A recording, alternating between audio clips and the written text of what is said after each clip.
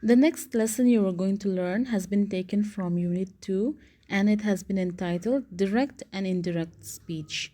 So in this lesson, we will cover important rules of direct and indirect speech. If you are planning to appear for various government exams in the future, you must go through the concept and rules of direct and indirect speech very carefully. So this lesson is not only important for your BA level but also for your future. Reported speech is also known as direct and indirect speech or narration. So whatever we speak is called our speech, and it can be direct and indirect. A message can be conveyed in two ways, direct and indirect speech.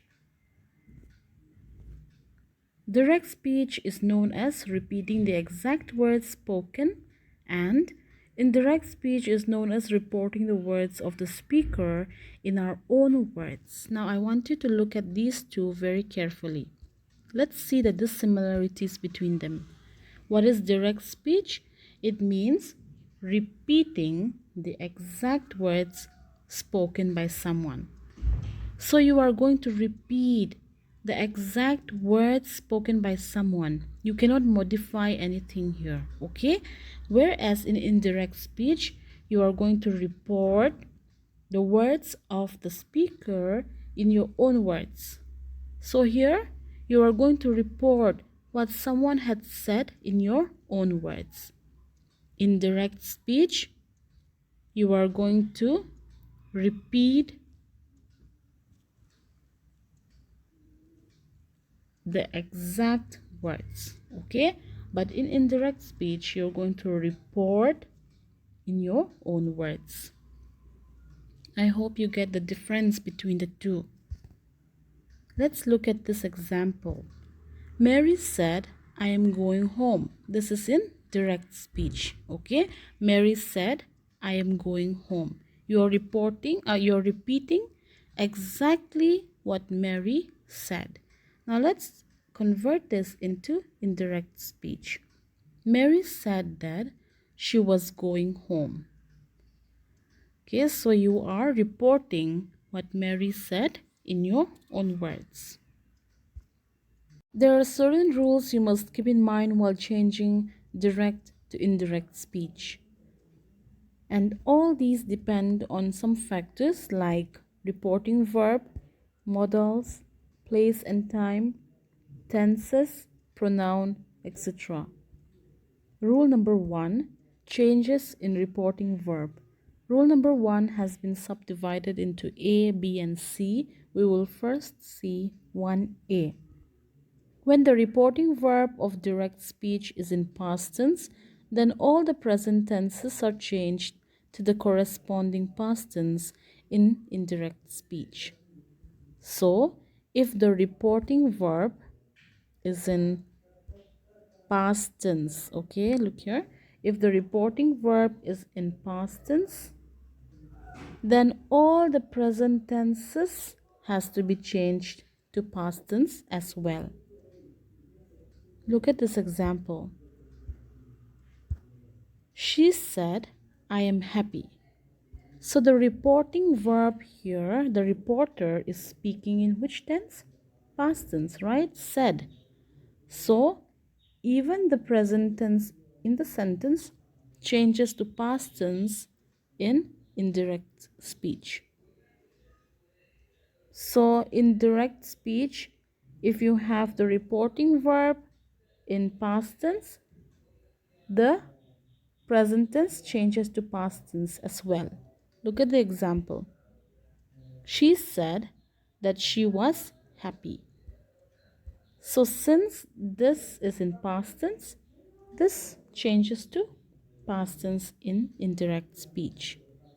Now that has been kept in bracket because it's optional, okay? You can include that if you wish.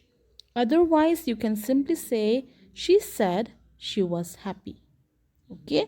So this is rule number 1A. If the reporting verb is in past tense, then the present tense also changes to past tense in indirect speech. Rule number 1b. In indirect speech, tenses do not change if the words used within the quotes talk of a habitual action or universal truth. So, in indirect speech, the tenses do not change. Okay, do not change when if the words used within the quotes talk of habitual action or universal truth. So the tenses do not change in indirect speech if the words used within the quotes talk of something that happens every day, okay, a habit, habitual thing, or universal truth, like the moon is round. It's a truth, right? So if such thing happens, do not change the tense. Look at the example. He said, we cannot live without air. We cannot live without air is a universal truth, right? So even if the reporting verb is in past tense, he said is past tense, right? Even if this is in past tense, we do not change the tense here because this is a universal truth. Okay, this is something that is true. He said that we cannot live without air. So nothing has been changed here. Even if the reporting verb is in past tense, nothing changes. Okay, we take it as it is. So he said that we cannot live without air. Moving on to rule number 2, changes in modals. Rule number 2 has also been divided into A and B. Let's first see rule number 2A. While changing direct speech to indirect speech, the modals used in the sentences change, like can to could, may to might, must to had to, or would have to. So, when you change from direct to indirect speech, the modals change. Can will become could, may will become might, must will become had to, or would have to. Look at the example. He said, I can cook food.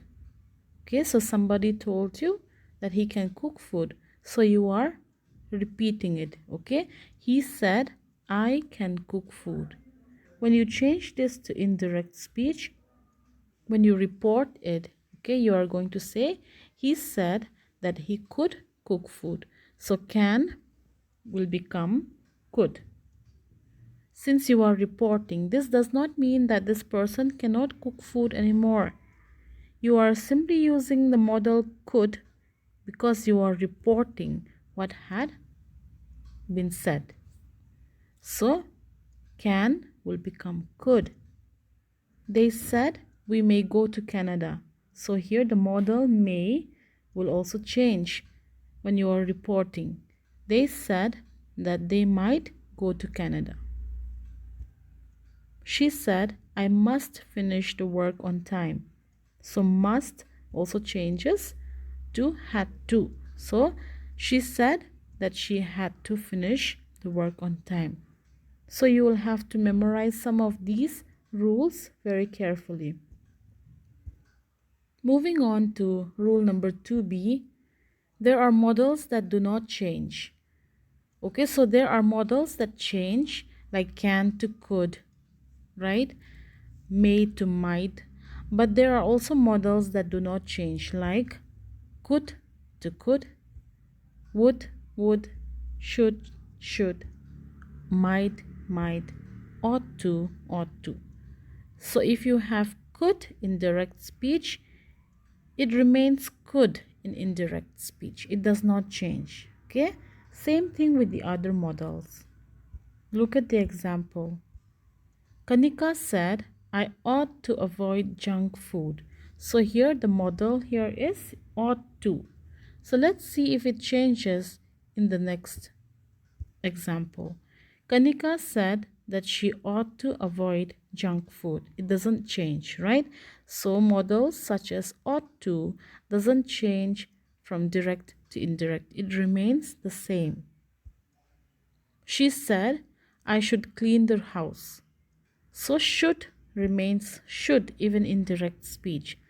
So she said that she should clean the house. Rule number 3. Changes in place and time. In direct speeches, the words that express nearness in time or place are changed to words that express distance in indirect speech, such as now becomes then, here becomes there, ago becomes before. Now, if you have now in direct speech, in indirect speech, now becomes then, here becomes there, ago becomes before, thus becomes so, today becomes that day, tomorrow becomes the next day, this becomes that, yesterday becomes the day before, these becomes those, hither becomes thither, come becomes go, and so on. Okay, so look at this example. He said his friend came yesterday.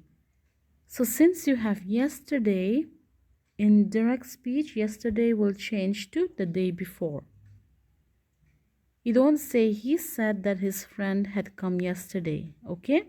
When you change direct to indirect, you will have to say he said that his friend had come the day before. Maya said, I am busy now. So now will change to then. Maya said that she was busy then. Since you are reporting what had happened, you cannot use now, okay? You'll have to use past tense, that is then.